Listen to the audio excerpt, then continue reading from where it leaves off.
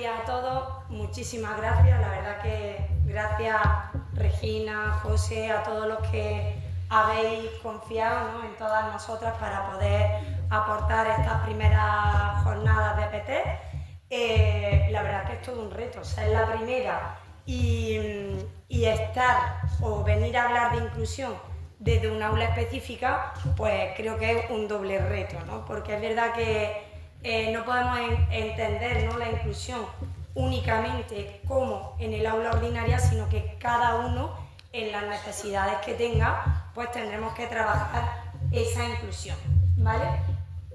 Parece que está... No sé si va a bailar, si baila la ponencia, pues bailaré también con ella. Entonces, mirad, lo primero, ya que estáis aquí todos, hay dos frases que a mí me gusta, en las formaciones que hago, me gusta mucho decir. Una es que, ya que somos PT, y un día descubrimos esa vocación y un día descubrimos que nos llenaba mucho acompañar, ¿no?, al alumnado, que si queremos enseñar, nunca podemos dejar de aprender. Y yo creo que esta jornada, además de que contemos un poco las experiencias que hacemos en los centros, no dejan de ser también esa pizca de reflexión para poder seguir formándonos, completar lo que la formación de la universidad, completar el día a día y todas esas dudas que nos surgen en nuestra práctica diaria. Y otra no es mía, la frase es de Melanchthon. En el 2025 sacó un manual bastante interesante, un giro a la inclusión, que habla de la inclusión como un proceso interminable. Y ahí es donde está nuestro reto como PT en los colegios, porque la inclusión indudablemente va a depender de los recursos, va a depender de las ratios, va a depender de muchas cosas, pero va a depender también... Perdón por la interrupción. Te perdono perfectamente. Muchas gracias. Menos mal que está aquí para echarme un cable. Gracias. Voy a ver. Le agradezco infinitamente porque es verdad que entre que no sé qué tiempo tengo porque estamos un poco fuera de tal. Gracias porque así es verdad que vamos a ir mejor. Pues la inclusión va a depender de toda esa organización pedagógica y organizativa. Aquí el papel importantísimo también de los equipos directivos. Un equipo directivo que apoya la inclusión en los centros es promotor y es la pieza clave a la hora de poder conseguir, pues, todas estas prácticas inclusivas de las que antes nos hablaba también Regina.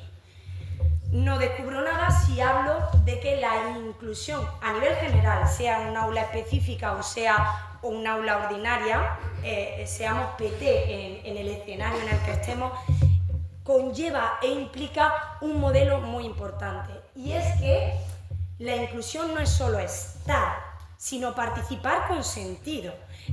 Aquel niño que está presente, ¿no? Este es el modelo de las 3P de Joan Montaner. Los niños en los coles, por derecho, por escolarización, ya están presentes. Pero estar presente no es indicativo de aprender. Y estar presente no es indicativo de participar, ¿vale? Entonces, nuestra labor como PT, ¿cuál es? Uno, facilitar esa participación del alumnado. Aquí es importantísimo la atención especializada. La coordinación entre todos los profesionales que estamos en los centros educativos para que el alumno tenga un mayor número de estrategias de intervención y pueda participar. Y aquí el foco no es qué necesidades tiene el niño. El niño es TEA, el niño es TDAH, el niño es sordo, el niño es paralítico. No, a mí lo que me importa es qué tengo que hacer yo para que este niño participe, es decir, ese compromiso que adquirimos como PTs. Y porque si el alumno no participa y no es protagonista de su aprendizaje, difícilmente va a aprender, ¿vale? Y ese aprendizaje al final es porque el alumno entiende la actividad, el alumno está motivado y el alumno puede incorporar esa información. Lo que yo vengo aquí a hablar en estos 20-30 minutos es cómo hacemos todo esto en un modelo centrado en la persona. Hay otra frase de Daniel Comín que a mí me encanta, que es que si en los colegios dejáramos de, enseñáramos a los niños a hablar de diversidad, dejaríamos de hablar de inclusión y hablaríamos de convivencia, que al final es hacia donde tenemos que tender, a que nadie vea a una persona distinta por las capacidades que tiene, sino que veamos en qué apoyos necesita, qué herramientas le tengo que proporcionar para que haya todo ese enfoque positivo, respetuoso y sobre todo basado en la neurodiversidad. Y claro, aquí es donde nos salpica a nosotros como PT. ¿Qué tenemos que hacer?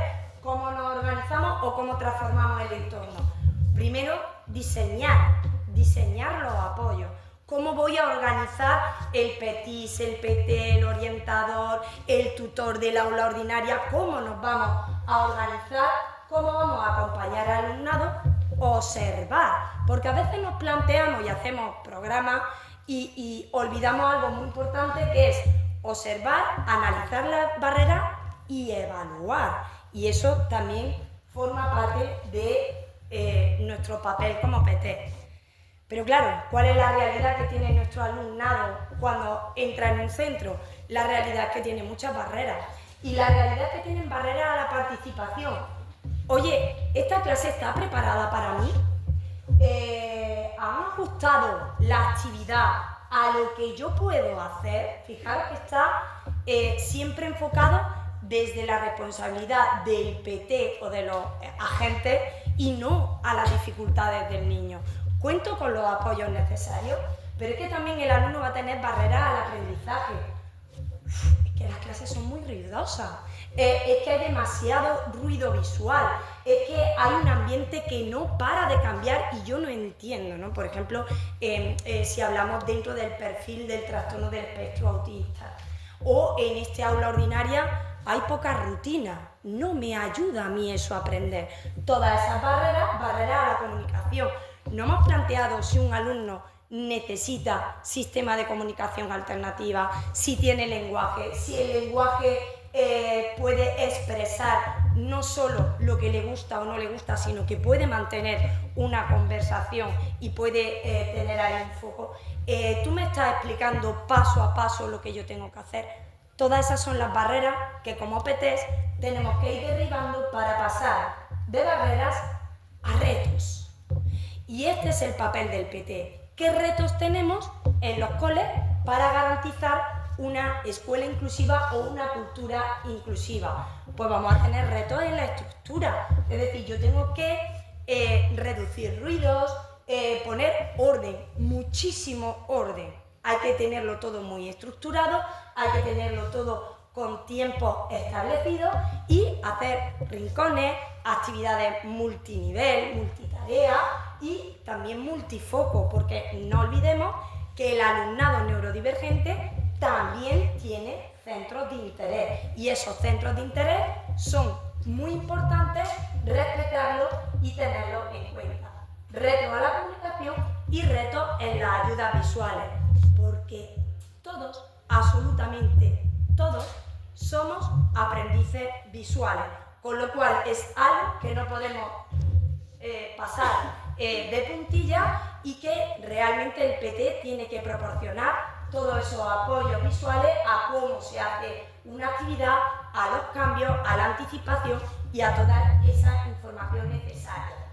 ¿Cómo es un centro, como desde nuestro centro, desde el Sierra Nevada, hacemos que realmente sea inclusivo? Añadiendo, introduciendo un montón de materiales que van a ir encaminados a que consideremos la escuela inclusiva respetando cada una de las capacidades y pensando que eso es lo que nos enriquece. Nos enriquece esto como sociedad, nos enriquece como colegio y el centro de atención va a ser pues todo ese tipo de materiales, desde llaveros visuales, anticipadores, agendas, libretas, comunicadores, autoinstrucciones, es decir, todo ese material que nosotros podemos ir elaborando es el que va a facilitar la participación y el aprendizaje. Perdonadme si voy rápido, pero creo que si no, no nos da tiempo. Y además de hacer todo ese material fundamental para dar respuesta y posibilitar, también la ordenación de esa respuesta educativa. ¿Cómo organizo yo un cole para que realmente responda a la inclusión y responda a esa convivencia de la que hemos hablado? Evidentemente, en el punto central, y el estar yo aquí hoy también es gracias a que el equipo de orientación del centro, el equipo directivo del centro, me posibilita que yo esté aquí porque hay alguien que está cubriendo las necesidades de mi alumnado. Entonces, no quería dejar de hablar de ese pedazo de equipo que hace posible todas estas prácticas inclusivas y hace posible que podamos organizar los apoyos y los recursos. ¿Cómo lo hacemos en el Sierra Nevada? En el Sierra Nevada tenemos un proyecto o un programa, o llámalo como quieras, que se llama Inclusión a la Inversa. La inclusión a la inversa no deja de ser una idea muy potente, que es: yo, que tengo unas necesidades muy específicas, no soy el que voy a tu clase de invitado, sino que tú, que aparentemente no tienes necesidades, vienes y compartes actividades con nosotros en mi entorno, en mi espacio y en donde yo controlo y donde yo domino, que eso es también muy facilitador y muy importante. Entonces, actividades que hacemos nosotros en el cole: yoga, integración sensorial a través de la terapia ocupacional, actividades de caballo, actividades en el aula TEA. Veis, por ejemplo, en la foto un montón de chiquillos haciendo una asamblea, o un cuentacuentos, o un trabajo en mesa, ¿vale? Entonces, todas esas actividades compartidas, cine, cuentos, los proyectos y las salidas también a los centros específicos de la zona, ¿no? Tanto Alpiayés, Santa Teresa, son centros que al final se convierten también en oportunidades de trabajar la inclusión a la inversa. Y este año hemos metido unos talleres inclusivos que llevan a cabo las madres. Hablo de madres porque por ahora los padres no se me han sumado, pero todo llegará, que es que las mamás diseñan y proponen talleres de elaboración de manualidades en el aula ordinaria, pero es el alumno, su hijo, el que está al frente de ese taller, ¿vale? Entonces, al final tenemos ahí como un cóctel de actividades que nos permiten la inclusión a la inversa. Patios dinámicos, garantizar la accesibilidad cognitiva en los centros. Eso es un papel también del PT, es un papel de los equipos de orientación, de AL, PETIS, de todos los que estamos intentando o luchando por esa inclusión en el día a día a los coles. Así que la accesibilidad cognitiva, y yo que soy como muy defensora de que si no está adaptado, difícilmente voy a participar y difícilmente voy a aprender, es nuestra responsabilidad hacerlo. ¿Cómo lo hacemos? Pues participamos en todo. Recuerdo, tengo muchas compañeras que por suerte me dicen: Juan Carolina, que estáis en la sopa, ¿no? Yo que soy de aula TEA, tengo 5 alumnos no verbales, bastante afectados a nivel cognitivo también, no me salto ni una. Si hay que ir al Día de la Paz, si hay que ir a hacer un e-twinning, si hay que acoger a alguien que viene de Erasmus, o si hay que hacer un taller, nosotros estamos ahí, nosotros participamos y nosotros queremos que ellos estén presentes, no queremos ser un margen y queremos fomentar esa inclusión. También hacemos una cosa muy importante y creo que a veces se nos olvida, que es la formación y la sensibilización a los compañeros. Es muy importante que un niño de tercero de primaria, de infantil, de quinto, de primero, comprenda qué le pasa a un niño que está aleteando en el patio o qué le pasa a un niño que chilla cada vez que entra en la clase. No podemos normalizar. Igual que nos formamos los PT y nos formamos los distintos profesionales, el alumnado normotípico también tiene que ser informado y tiene que conocer la realidad de qué es ser autista o qué significa tener dislexia o qué significa tener TDAH, porque al final luego siempre empieza: ¿y por qué Pepito sí puede levantarse de la mesa y yo no? ¿Y por qué a este niño sí se le permite salir de la clase y yo tengo que estar sentado? ¿O por qué a este niño se le ayuda en el examen y a este no? ¿Vale? Entonces, para evitar todas esas comparaciones naturales, porque los niños no entienden si no les explicamos, nosotros hacemos formación en la aula. Estas formaciones suelen ser una horita y suele ser en plan debate, en plan lanzar preguntas, lanzar retos y que los niños vayan construyendo. Y luego hay algo muy importante también, que para garantizar que el alumnado pueda participar y el alumnado pueda aprender, es el apoyo conductual positivo. Sí o sí, los especialistas de pedagogía terapéutica tenemos que saber llevar a cabo programas de apoyo conductual positivo para prevenir antes de que el problema esté, ¿vale? Entonces, al final, bueno, todavía una charla importantísima, largo, y no es el momento de hacerlo. Y por tanto, la inclusión a la inversa como proyecto motor de la inclusión en el Sierra Nevada tiene unos beneficios, pero esto es un equilibrio. No solo son beneficios para el alumnado de necesidades del aula TEA, sino que beneficios también para el alumnado normotípico de las aulas. Entonces, claro, cuando nosotros hacemos esa inclusión a la inversa, que implica que el alumno no tenga que entrar, sino que alguien entre a su espacio, vamos a tener beneficios. ¿Por qué? Porque reduce la ansiedad del alumnado. Vienen a mi casa. No, yo voy a un aula donde hay muchísimo ruido, muchísimos estímulos, no es mi lugar de trabajo y sin embargo queremos plantear que la inclusión tiene que ser en lengua, en matemáticas, en conocimiento. No, vamos a pensar en qué necesidades tiene la persona y vamos a adaptarlo. Favorece la interacción social sin sobrecarga sensorial, eso es muy importante. Tenemos un perfil de alumnado que tiene unas características que hay que respetar. De hecho, en el último, por citar, en el último jornada de aula específica de inclusión, se habla de inclusión, se hablaba de que entre el 92% de las personas con autismo tienen dificultades en el proceso sensorial, tienen un trastorno del procesamiento sensorial. ¿Cómo no vamos a hacer caso a este aspecto tan importante?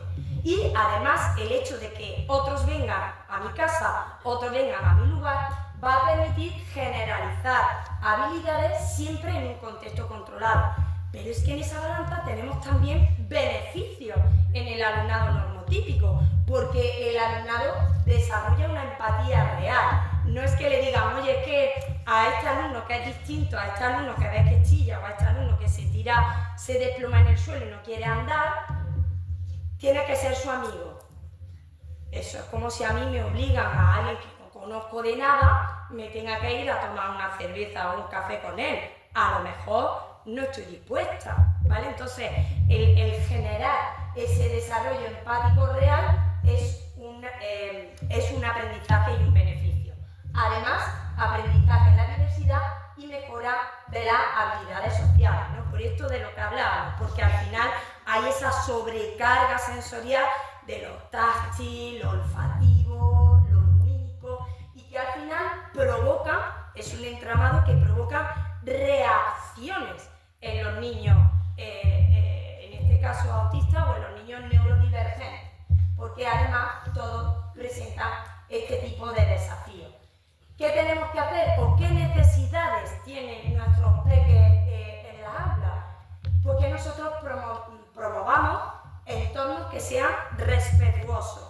Un entorno respetuoso puede ser un aula bien estructurada y bien adaptada. Un aula donde no haya exceso de ruido o exceso de estímulo.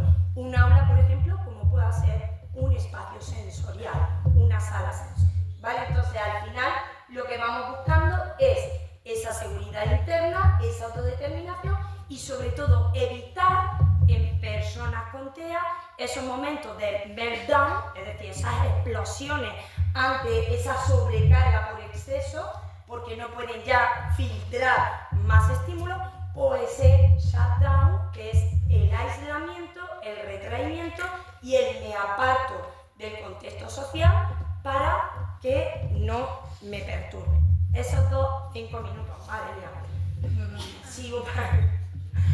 Y por eso surge el aula sensorial. El aula sensorial como un espacio de regulación emocional, de integración sensorial y de disminución de la ansiedad.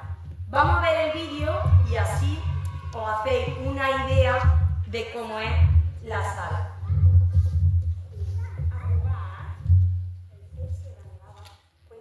Se oye muy bajito, ¿no?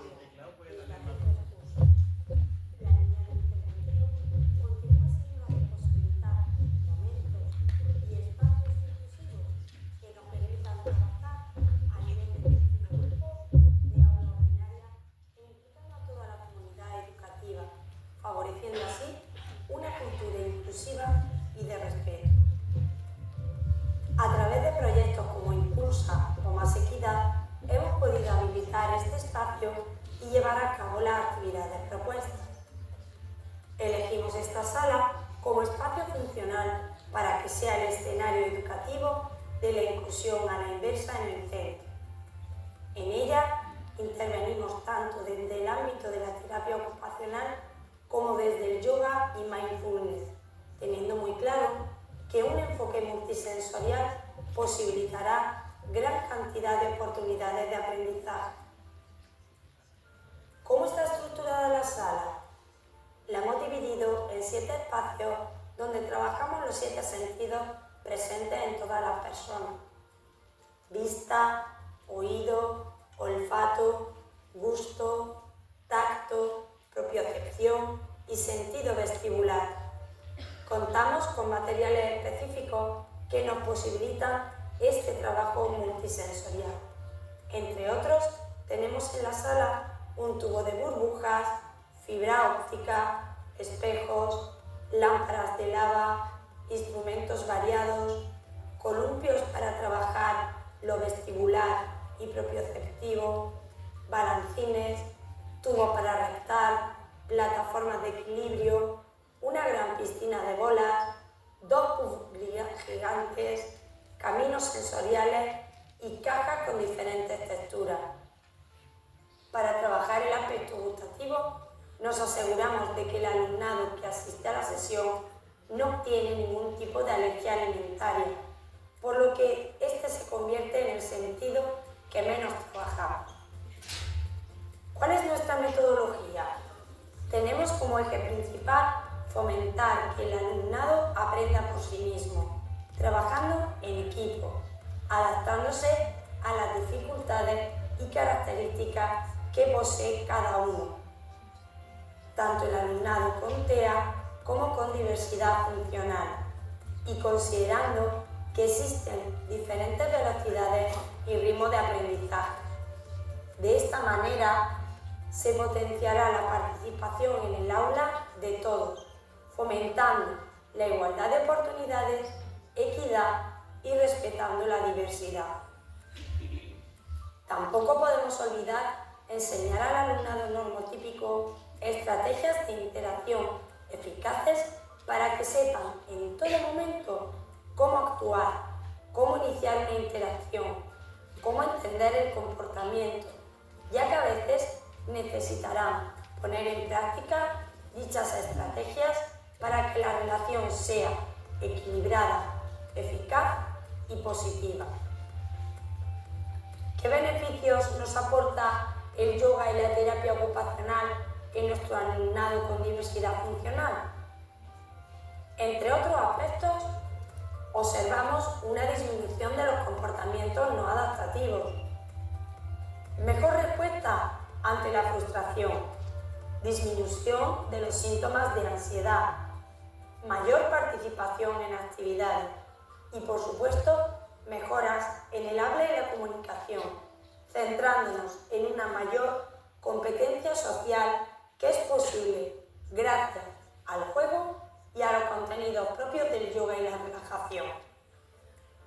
A nivel general, Los beneficios para todo el alumnado son, entre otros, mayor autonomía, aprendizaje de habilidades de respeto, aprendizaje social y de cooperación, aumento de autoestima, calma, relajación, concentración, pero sobre todo diversión.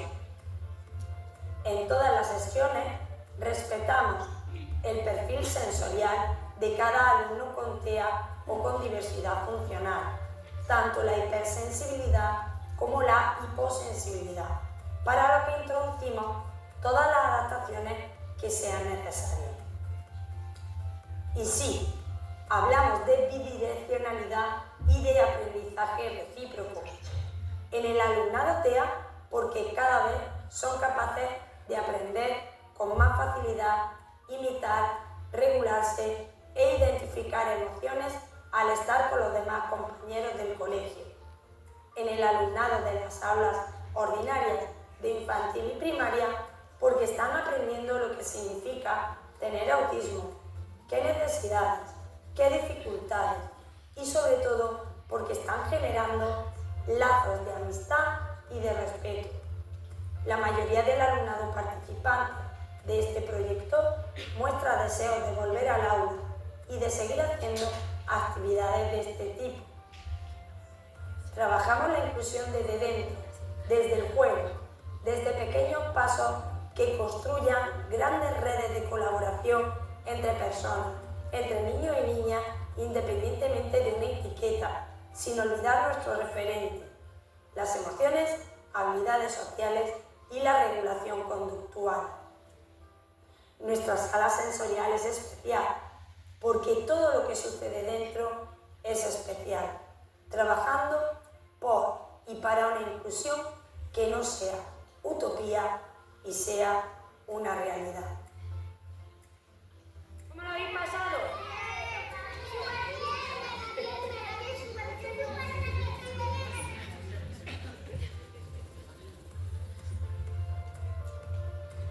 Esa es la mejor evaluación, ¿no? Cuando alguien te dice, es que queremos repetir, es que queremos ir. Al final estamos trabajando, en el vídeo se ha visto, ¿vale? Voy a pasar esto porque quiero poneros los resultados de este trabajo. Al final, la evaluación es muy necesaria, ¿no? Y lo que nos garantiza que esto está funcionando son los niños del colegio, ¿vale? Voy a pasar hacia adelante. Sabéis que la inclusión la hacemos a través del juego y que en cualquier instrucción que nosotros hacemos hay un modelado directo, hay unas explicaciones verbales sencillas y visuales y todo está basado en rituales para nuestro alumnado con TEA. A veces también nos venimos arriba y en vez de grupos pequeñitos van grupos, clases numerosas. Siempre hay que analizar qué clase es la que lleva, qué tipo de actividad es la que va a hacer y si hay que cortar en un momento la actividad porque hay un exceso de ruido o hay un exceso de exigencia, no hay problema, invitamos a salir, ¿vale? Esto es como esa visita incómoda en casa, ¿vale? Pero es verdad que al final tanto el yoga como la terapia ocupacional pues nos permite trabajar de manera muy estructurada, de manera muy guiada, con actividades muy manipulativas y tiene muy buenos resultados.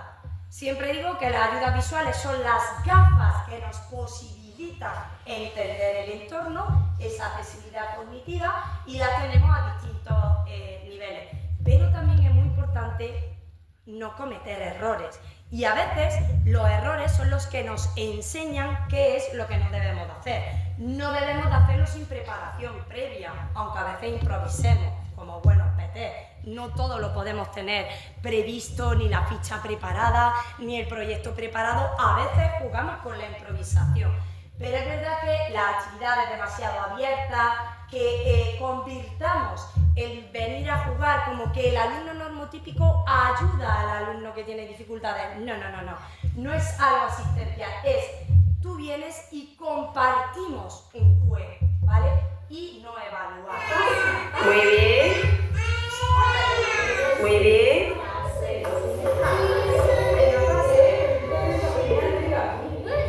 Casi os dejo solo a todos. Venga, muy bien. Quería enseñar este vídeo para ver las dos versiones de una misma actividad.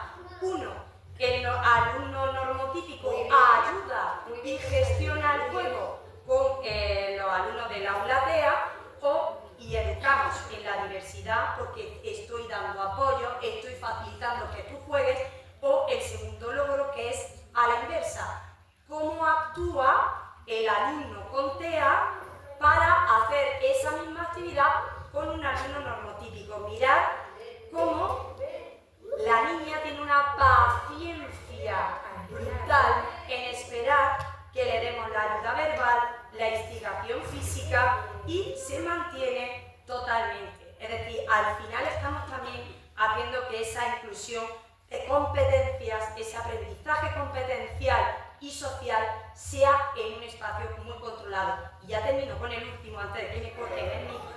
Y es, quería enseñaros cómo la ventaja es que al final el alumnado TEA no verbal llega a tener esa interacción, esas ganas de comunicar, esas ganas de participar, dando instrucciones en un juego muy sencillito como pueda ser vete al rojo, vete al amarillo, vete al azul. Para mí, que un alumno con graves dificultades en la comunicación pueda participar de esta manera, para mí es inclusión, y al final, bueno, pues es lo que luchamos o lo que trabajamos en el día a día. Tened en cuenta, como Peter, que no es solo un alumno el que pasa por tu clase, sino que es una vida entera pasando por el aula. Y tenemos una responsabilidad muy grande como promotores en la inclusión, porque al final la inclusión no empieza ni en los recursos ni en los decretos, empieza en el compromiso que tenemos cada uno en los centros educativos. Gracias, perdona Ana, gracias.